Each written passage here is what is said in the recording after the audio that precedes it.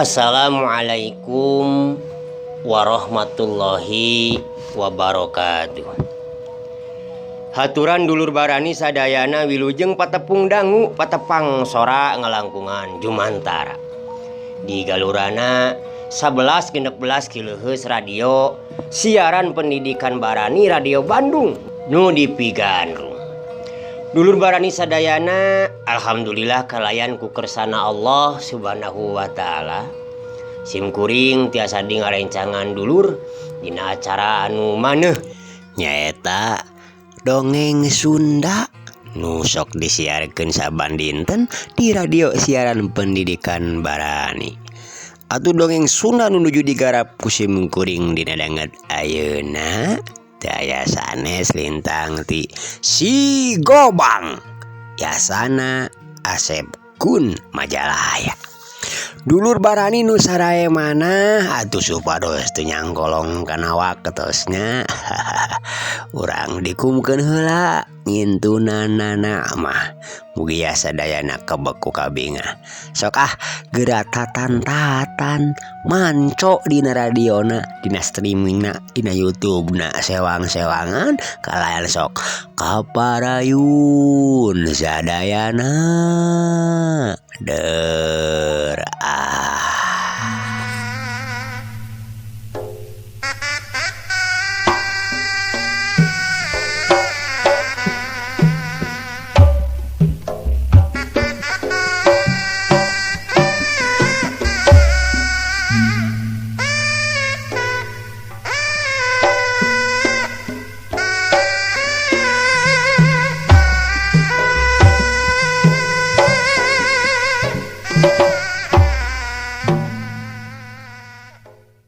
laras kitu pisan Abah. Aduh janten izin we ya abi janten ngariweuhkeun ka Abah ye katuwet ieu si Ujang.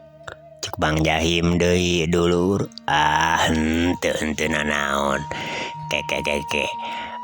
Jalu kumaha kira-kira na hidup siap anjing deh. Bahdugala bari melong kanu jadi incuna rakaseta. Oh Abah, insyaallah sakumaha pawajang Abah teh kawit dugi ka akhir. Yen ilmu teh kedah diamalkeun, tutulung kanu butuh tatalang kanu susah, sareng urang teh apan kasauran Abah teh yen jami anu pangesae-saena teh aya guna tur mangpaatna pikeun jaman nu sanes. Kitu teh Bah, insyaallah Bah. Syukur aduh. Nya kitu we eta mah atuh Abah oge mang sakabeh pisidek istirahat jadinya di dieu atawa dek ngadon ngobrol ngawangkong heuge di dieu we nya istirahatna ye di tengah imah urang ngampar samak we atuh isukan urang bareng kalemur bilung bahdugala mungkas carita anana lajeng nyana dulur harita teh geus mejeuna peuting pisan atuh kadenge di pasawahan beh kiduleun imah bahdugala sorak bangkong nu sok biasa disarada wanci wayah kitu teh menyikeun kakang kengkong sagala rupa tuh baroeh rakaseta ngamparkeun samaknya saterusna ngabating goledag dulur sanajan langsung sare bari ngobrol heula ge tapi ari ujung-ujungna mah kabeh sare taribra. Dulur barani nu saati kanca dangu nu satuhu baraya nu satia di mana bae ayana urang kocapkeun poe isukna waktu wanci haneut moyan semah Bahdugala teh geus marulang. Da Bahdugala jeung Raka Seta mah cenah rek nyore nyarek muru peuting ka dituna teh. Atuh harita waktu Bahdugala jeung Raka Seta init mapai jalan desa. Sanggeus beak jalan desa weok mengkol ka jalan leutik anu ngaliwatan lemur Kutes, Panerusan jeung lemur Cisungala. Teu kudu dicaturkeun nilana di perjalanan. Engkona da teu sajam-jam acan oge maranehna geus tarepi ka lemurna. Nyatana lemur Bahkawita. Eta lemur teh ngaranna lemur Bilung. Anu diburu teh langsung we ka imahna Bahkawita. Nya teu hese neangan. Nyanyakeun oge langsung kapanggih. Sasatna manehna masalah kupu-puhu di eta lembur. Atuh harita Mang Jahim jeung Mang Suhri mah teka tempo di imahna teh. Da memang ti sore keneh oge maranehna mah langsung baralikna teh ka imahna sewang-sewangan. Gancangna carita wanci sareureuk kolot harita teh di lemur Bilung. Teu kadenge sora anu batuk-batuk acan atuh dulur ku rehe-rehena. Keur mah malam Jumaah deui. Katambah-tambah hujan ngecrek tidur magrib keneh. Yanti kitu orang lembur teh geus ngararingkeb. Katambah-tambah kapan ayeuna teh keur usum garong. Jadi jarempe we jigana teh ngaharep-hep. Teuing dir imahna mah buating nyadileuk. Da nyeta bisi ingon-ingona atawa pakaiana aya anu ngaganggu.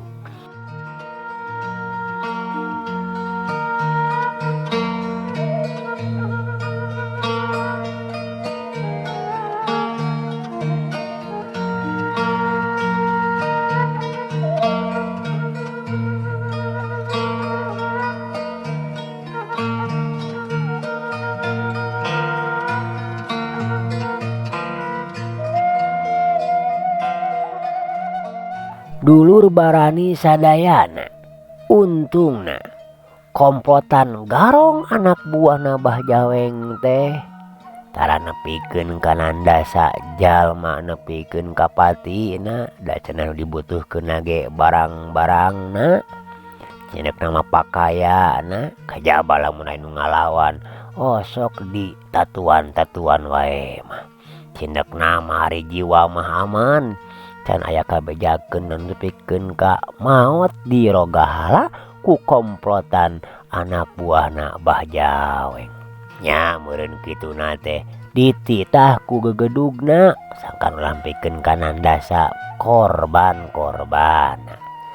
Harita Bahdugala jeung Raka Seta keur dariuk we dina tepas imah Bahkawita. Sedengkeun Bahkawita mah nya teu milu cicing di luar. Ngahaja dicarek ku Bahdugala supaya tumanina cenah. Jongjon pang-pangna mah bisi aya kajadian nu teu dipiharep tumiba kana dirina Bahkawita. Matak leuwih hade cicing we di imah. Kitu pikirna Bahdugala. Wanci geus liwat tengah peuting. Pangeus si lemur teh beuki jempling. Ukur sato-sato we nu sok biasa disarada tengah peuting. Kadenge reang patemalan dulur. Kayaning jangkrik jeung gaang. Jiga silih cengakan atuh. Kadang-kadang aya sora koreak ngelak dina dahan muncang bogana kiuro. Atuh ti kajauhna kadenge aya sora anjing babaung. Keur mah malam Jumaah nya menikeun ka matak nambahan keung dina peuting eta. Jalu Raka Seta incu Abah. Wayahna Kasep. Urang deh tiris-tiris kieu ge tengah peuting teh aduh. Coba malam Jumaah aya di lemur batur. Cing ridho, cing ikhlas, cing lillahi ta'ala. tong genek melekmek niatan ibadah oge cing jadi pengalamannya.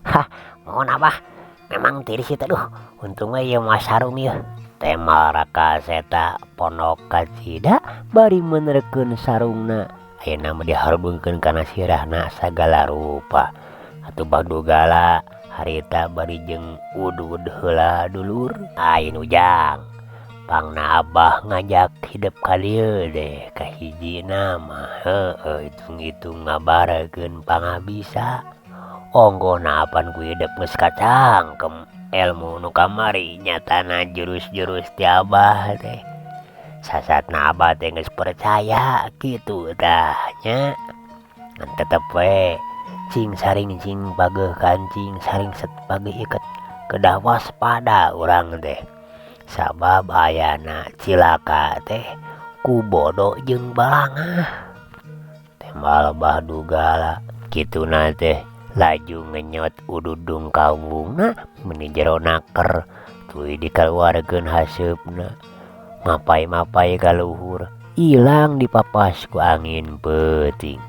Hah, mohon bah bah kumanya lamun urang ngadurukan ulah atuh meureun kapanggih ke mun aya naon teh dulur barani sabot keur kitu juringkang kilobah kiduleun imah bah kawita katempo aya sababaraha jirim anu pating juringkang katempo deg-deganana rata-rata jaranggung gede teu katara beungeut-beungeutna keur mah rada jauh ongkoh peuting ongkoh di tararagos hideung atuh dina salangkengna pating garapek mawa bodog paranjang pikeun ka ngangsar ganatan bah dugala anu keur nyerangkeun ti tepas jeung raka nyikeun ka caruring haka tu duanana ge tuh jang aya sababaraha urang jalma laleumpang tu kakalergeun hayu buru urang tuturkeun we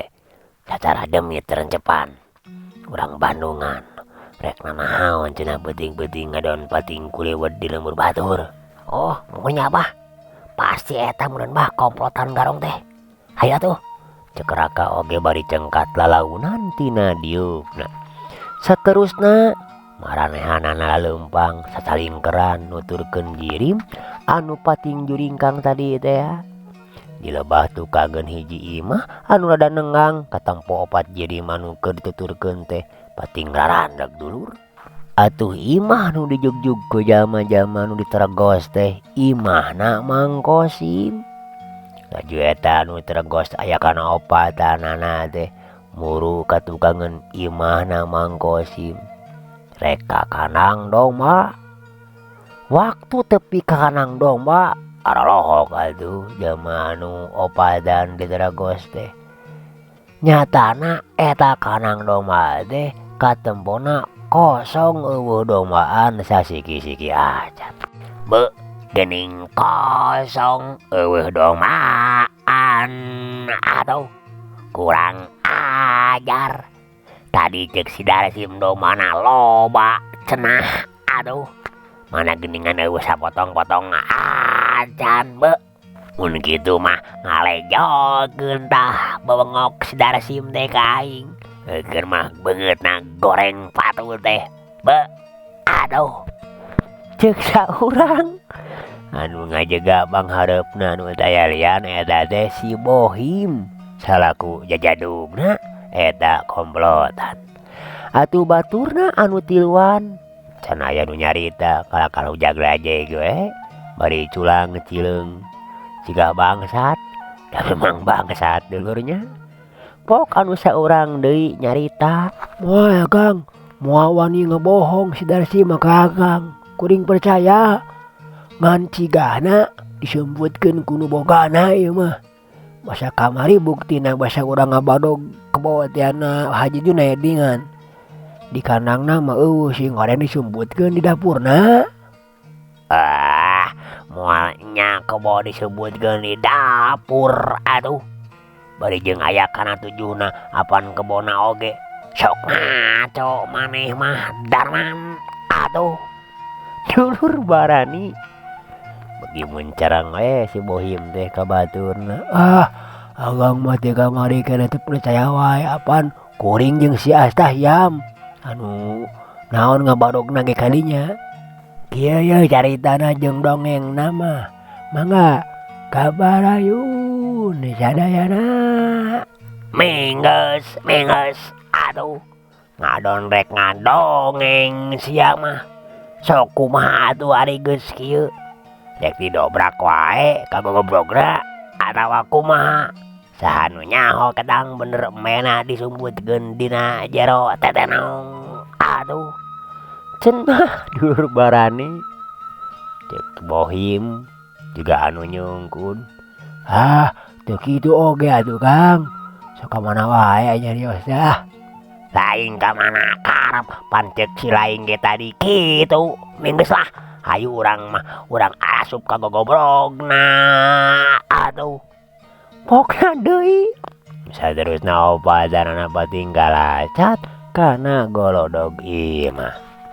Ceblon brak. Dulur barani si Bohim nu minangka pamimpinna teu tatapaseni deui atuh. Langsung ngedupak pantona imah anu pikeun ka harita teh amburasut. Keur mah pantona geus butut deui. Laju opatanana blas-blus arasup ka jero imah. Koreleng si Darman jeung si Kinta ngoreleng mulu ka lawang dapur. Kadenge bang-beng brong atuh. Siga najong naon wae meureun aya kate aya piring panci. Sedengkeun ari si Bohim jeung anu saurang deui nyaetana si Kemed maranehna arasupna teh ka jero enggon. Aya 2 enggon di eta imah teh. Teu lila kadenge ti jero enggon anu diasupan ku si Bohim aya sora anu ngajerit siga anu manggih karuas. Tolong aya jurig mah, abah mah aya jurig. Cenah bari terus dijeritan. Tayalian eta teh hiji awewe nu keur meujeuhna parawan cenah nama budakna Mang Kosim jeung Cu Emeh eta teh. Gandeng sia dagabah nyebut jurig ka aing atuh. Piraku jurig sakieu kasepna atuh. Hayo kaluar heula sia. Sok kaluar buru atuh. Cek si Bohim bari ngagusun leungeun eta budak awewe ka tengah imah. Kasampak di pertengahan imah geus nyampak si Kinta jeung si Darman katu si Kemed keur ngagugunyeng Mang Kosim jeung Cu Emeh. Atuh awak Cu Emeh katarang deg-deg bakal ku ngarasa sieun jeung soak kongko nempo anakna di digugunying sarua atuh merenah ge rawah riwih. Sedengkeun Mang Kosim katara keur sumengir ngarasakeun sirahna anu asa eumeur urut tadi dibabuk satarikna ku si Kemed. Disumputkeun di mana me sia teh Kasdi. Aduh sok bejakeun ka dewek ari hayang salamet mah. Aduh cek si Bohim nyentak ka Mang Kosim. Kuring mah teu boga eme, teu boga doma, jeung ngaran kuring mah lain Kasdi, Kosim. Cek Mang Kosim kituna teh bari pepoyong kodan di barungku ngadeg-deg bakating sieuneun ku si Bohim. Alus kitu mah hane. Aduh hartina dewek dina beuting ieu bakal make kekerasan. Aduh buru bejakeun montong ngabohong di mana eme si laing teh atuh Kasdi Kosim. Aduh lamun embung jadi korban si lenyap mah nyaho teu naon ari si lenyap teh. Tah ieu deuleu si lenyap teh. Aduh geus heubeul teu nguyup getih goblok. Aduh cek si Bohim kituna teh bari mesat bedog panjangna. Anu mana palebah congona diasongkeun kana beungeut Mang Kosim. Tubuh gue lain deui ngalenyapna dulur jeung soakna Mang Kosim teh komo bi Emeh mah jeung budakna pikeun ka rawah riwih pating jareurit bari teu sirikna nyembah-nyembah ka si Bohim. Ampun ulah Aden, ulah dipaehan salaki kuring mah atuh aya domba mah cenah dulur. cek di eme gitu nate bari nyekelan kana suku si Bohim. Tak geningan aya info ti mamajikan maneh kasdi Kosim hartina maneh teh geningan ngawadul mun kitu mah bener bakal jadi nyatana korbana si lenyap atuh dulur barani. Digitukeun teh Mang Kosim teu bisa nyarita naon-naon deui. Panonna ngareret ka pamajikanana jiga anu teu panuju kanu anu diucapkeunana tadi. Nya, mun kitu pasti disumputkeun Kang tuh. Daweuh sasiki-siki acan tadi teh di kanang teh. Cek Darman ngilu mairan dulur. Benar ieu masih gana disumpulkeun sok di mana ye? Aing yakin da lain di jero imah atuh. Pan imah masa kieu heurina. Da moal meureun aya dihanapeun tempat hes mah. Si Bohim nyaritana bari ngareret ka si Darman. Sakedapan mah atuh ce emeh teu nyarita dulur. Nyasatna geus kalepasan tadi nyarita. Bakat ku soak meureun ningali Mang Kosim nu disampayan bedog beheungna ku si Bohim. Kalaka jarempe sia teh sok-sok ngajawab bejakeun ka aing di mana disumputkeunana maneh teh kasdi Kosim aduh. Kituna teh si Bohim bari ngajewang kerah baju Mang Kosim harus saterusna dijungjungkeun nepikeun ka leroesana tuh Mang Kosim teh. Nya tapi da Mang Kosim teu kebat nyaritana. Dina pamikirna mah harita manehna nyatana geus ngarasa aman ku ayana dombana dipihapekeun di kanang domba Abah Kahwita teh. Sabab pikirna ieu walti di taun Mbah Kahwita anu can kungsi kajadian kapalingan teh. Kamari oge dombana anu loba tilu siki teh dipihapekeun ka Mbah Kahwita. Goblok galakah bedab-bedab teu puguh atuh sia teh. Sok-sok bejageun meung aing can robah pikiran ieu teh ha. Cek si Bohim deui bari nyurungkeun dada Mang Kosim nepikeun ka ngajurah atuh awakna kana bilik. Mang Kosim teu bisa nyarita naon-naon udah melong we bakat ku soak. Ngabeda bisa lila-lila. Pok atuh si Bohim teh nanya deui. Balagu geus ya, sakali deui aing rek nanya di mana disumputkeun ingon-ingon si laing teh atuh hah.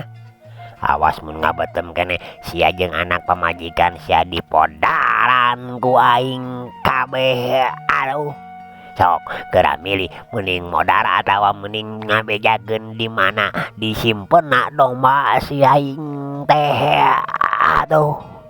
Cek si Bohim anu bener-bener geus teu bisa nahan amarahna dulur ngarasa dicok gado ku Mang Kosim.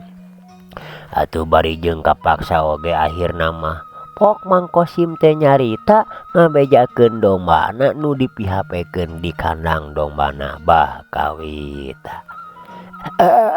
nya kuring dek ngomong domba kuring teh sabenerna dipihapekeun di kandang dombana Mbah Kahwita kitu.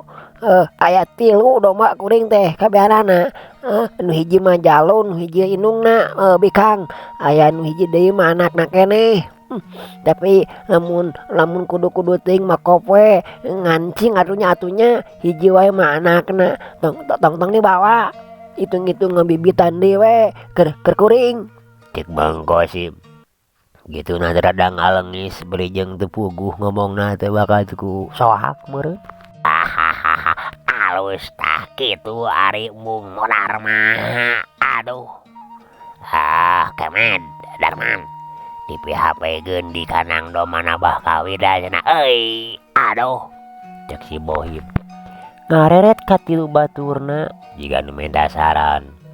Sabab gegedugna anu katelah Bah Jaweng geus cacarita ka maranehanana jeung ka balad-balad nu lain. Nyatana pakaya bah kawita mah cenah ulah diganggu. Ting naon alasanana mah dateng ngabejageun naon sabab musababna. Pok atuh si Kemet teh nyarita. Nya teu naon dipiapekeun di daun bah kawida oge. Kapan da lain rek ngabadog dombana ada wahadabanana bah kawida urang mah ban. Tapi nu mangkosim tu si Kemet. Nya euy. Aduh. Bener pisan tah omongan si Laing teh Kemet. Nah si Laing jadi pinter gitu nangakan naon tadi teh maneh Memet samemeh ini teh. Aduh. Itu lah Kang segitu wae ya biasa we Kang barang dahar mah paling katambahan ngandahar eta da seblakna di warung Bi Eco. Syukur ari gitu mah. Aduh hayu urang cokot langsung ka kandang dombana bah kawita. Kade ulah dibawa domba anu bah kawitana mah euy. Sabab eta bisi disarekan atawa bisi bangabahayakeun ka diri orang. Aduh. Cek si Bohim dulu laju manehna ngojeng Kang Lempang muru kaluar. Cule Mang Kosim jeung anak pamajikanana mah teu direret deui. Atuh saenggeus opatanana araya di luar. Karek oge sababaraha lengkah reg si Bohim teh ngeureunkeun lengkahna. Terus ngajanteng bari tetanggahan jiga aya nu keur dipikiran. Aya naon Kang? Nah kakak ngalandeg di dieu teh. Cek si Darman ngarasa penasaran meureun. Sidengkeun nuduan deui mah teu nyarita nanaon. Ngajaranteng we nurutan pamimpinna. Nyatana si Bohim keh heula. Aduh euy. Asa aya anu ngolebat tadi teh. Sidik kalabah dituduh. Jababe aing mah poho dombana teh domba anu mana jeung nu kumaha bogana si Kosim teh. Aduh. Kumaha mun salah nyokot kalaka nyokot pamajikan bah kawita kalaka nyokot dombana bah kawita. Aduh. Pokna bari rarat-reret. Nempuan kanu poek. Pok atuh si Kemet ge milu nyarita. Gampang atuh masalah eta mah. Tanyakeun deui we ayeuna ka si Kosim membeungkeun jauh ti imah nah. Ayaku cerdas jeung bener deui wae si Laing Kemet. Aduh. Ari dewek meuni butek-butek teuing teu kapikiran nepi ka dinya. Aduh. Tapi lain eta hungkul anu ngaganggu pikiran dewek teh. Dewek yakin aya anu ngawaskeun kana gerak-gerik urang ieu teh. Aduh. Ngandeng saha manusana. Ayeuna mah kieu we si Laing balik deui ka imah si Kosim.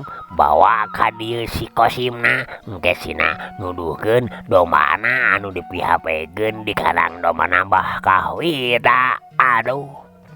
Si Bohim marentahkeun.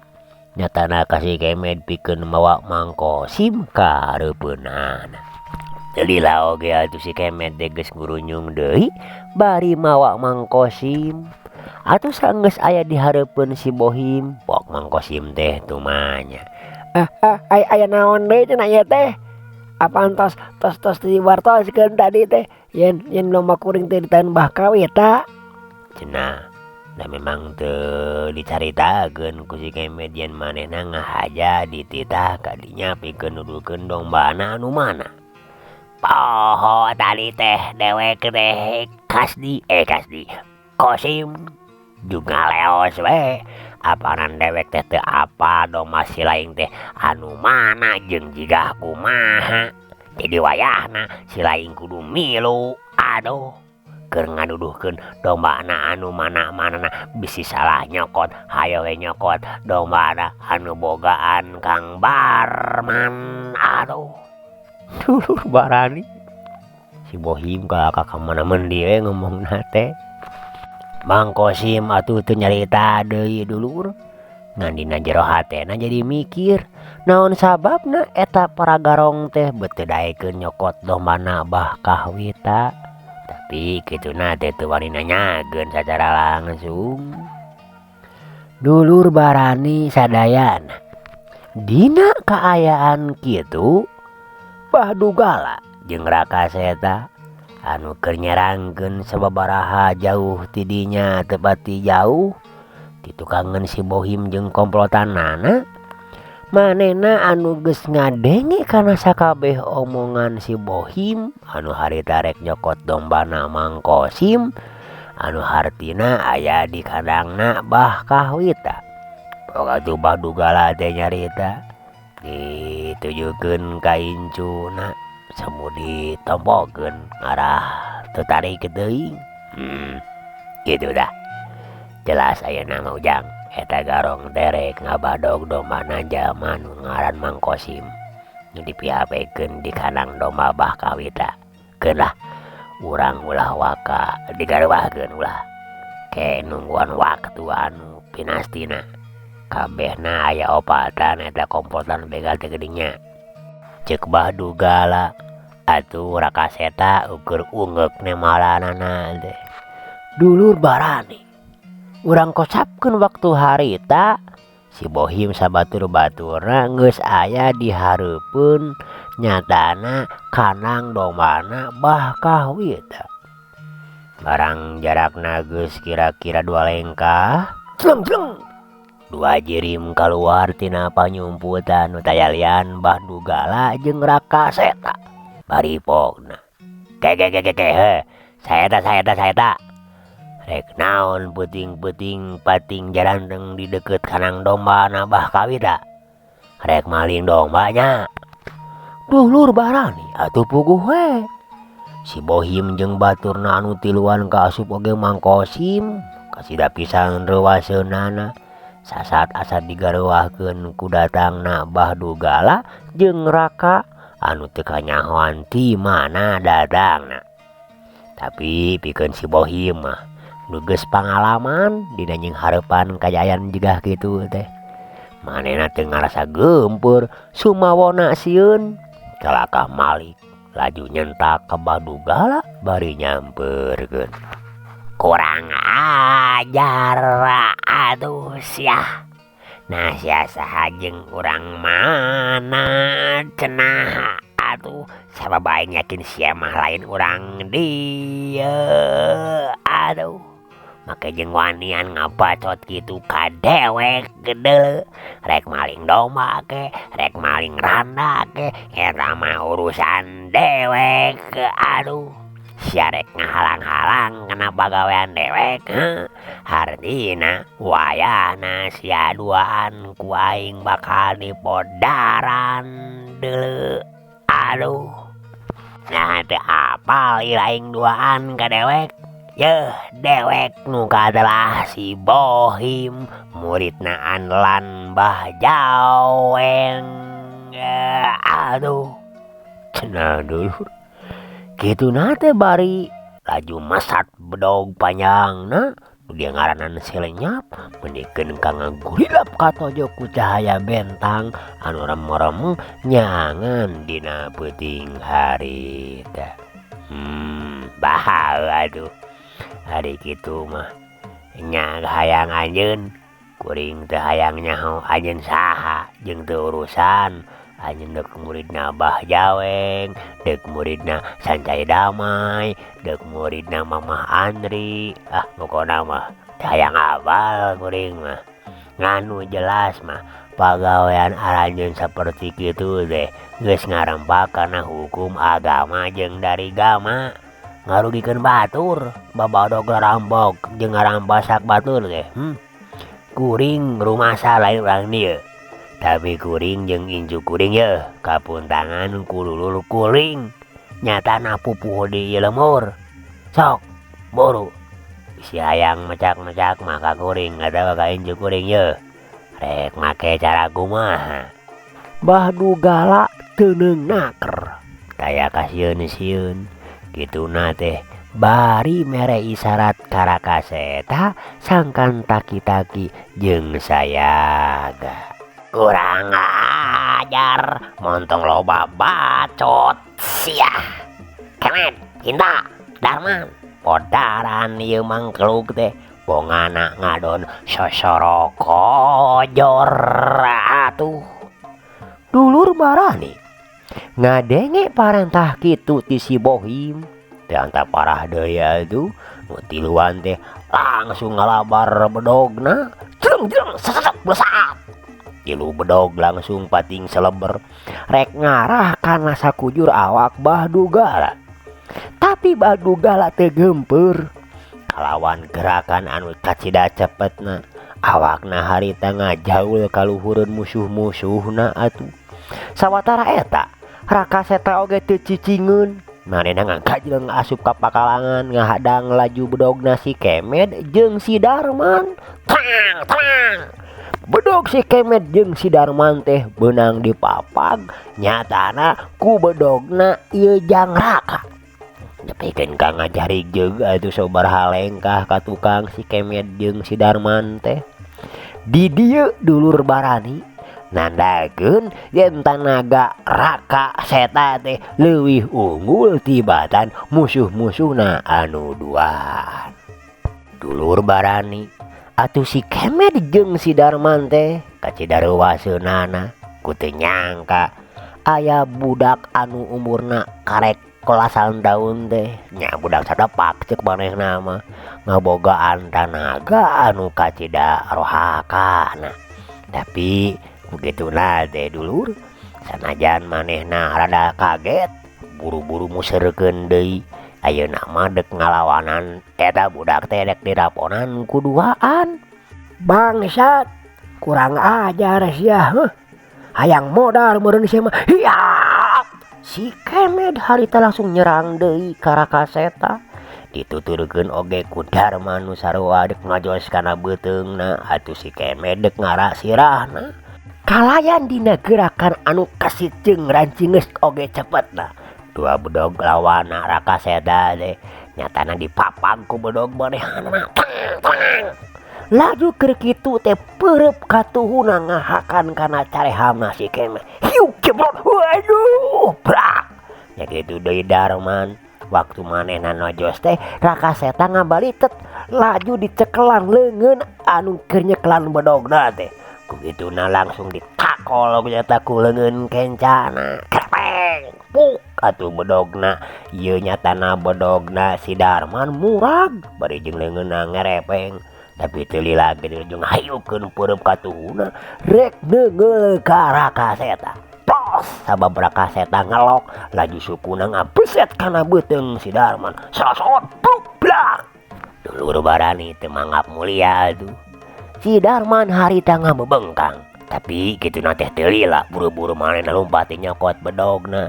Kalian sayaga di kana kuda-kudana bari jeung ngarasa helokna ku ieu budak satepak. Nya kitu oge eta si Kemed ge sarua geus pasang kuda-kuda deui geusan ngayonan ieu budak bari jeung sarua manehna ngarasa heran ku ieu budak satepak deh. Lamun teu dirajoan teh mah ku si Bohim asigana langsung harita ge malabur ninggalkeun pakalangan. Tapi da duanana ngarasa kagok asong meureun. Dina gerakan anu meh bareng bedog dina masing-masing leungeunna teh geus pating seleber deui ngarah kana sakujur anggahota badana Raka. Modal sia. Hiu tos. Bedogna teh teu keuna kana sasaran ngahanca angin. Laju ieu si Darman ge sarua ngadekeun di bedogna kana beuheungna. Hiu pos deui ngahanca angin. Dulur barani ayeuna mah Raka Seta teh ngagunakeun gerakan pucuk awi ketebak angin. Anu mana buahna bedog-bedog lawana teh ngancing karepos ngahakan angin. Hah, bosennya. Teu bosen euy. Aduh, tita tadi ngan huakiuk tepuguh. Awas tayeu sirah. Dulur barani cacap nyarita kitu Raka langsung ngajaulkeun awakna. Kalawan gerakan anu kilatur kesit nyaho-nyaho dua sukuna teh geus pating jarbod kana sirah dua lawana. Obat, waduh, sora si Kemed jeung si Darman meh bareng disusul ku pating gedebut awakna ngadebut niban lemah nangkarak bengkang. Atuh bedog-bedogna cing aracleng leupas tina cekelan leungeunna sewang-sewangan. Kakaseta harita geus ajeg deui sayaga dina kuda-kudana bus ngasupkeun di bedogna kana sarangkana lantaran nyahun waktosna kabujeng Seep. Dulur kabujeng Seep waktosna caga tuh ieu dulur barani dongeng Sunda anu judulna Si Gobang. Urang teuneun heula dihan leuleum sieum, urang tuna dihan juang siang, paranti nyokot ningakeun ka payun urang sambung deui. Hapunten Kang Yustina samudaya kalepatan, oge undur pamit dulur. Wassalamualaikum warahmatullahi wabarakatuh. Permios.